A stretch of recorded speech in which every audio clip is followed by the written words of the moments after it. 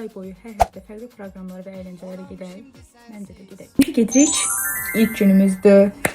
Burada sizə kombinimi göstərirəm. Hər zaman kimi sadə. Ayağımda da təbii ki, yeni babetlər. Mən bugünkü master klasa rəfiqəmlə gedəcəm, amma rəfiqəm 50 dəqiqə gecikir. Neçə dəqiqə? Nə az, nə çox 49 dəqiqə onu gözlədikdən sonra düşürük yola, gedirik içəri şəhərə. Düzünü desəm, hər dəfə restoran, coffee shop'a gitməkdən mən də bezmişdim. Belə fərqli master klasslar və fəaliyyətlər həqiqətən çox yaxşı təsir edir. Biz biletləri Tripson proqramından əldə etmişdik. Özünüz də baxsaz görəcəksiniz ki, həddən artıq fərqli fəaliyyətlər və əyləncələr var. Biz məkandakı nümunələrə baxıb nə etmək istədiyimizi seçdik. Həqiqətən çox maraqlı əl işləri var idi. Burada həm gildən özünüz hazırlayıb rəngləyə də bilərsiniz. Həm də hazır qablar var idi ki, sadəcə boyamağınız yetər. Biz gildən özümüz hazırlamağı seçdik. Mən boşqab hazırlayacaqdım, rəfiqəm fincan. Her tarafından vurursunuz. Yani bu tarafından da iki tarafından da vurursunuz.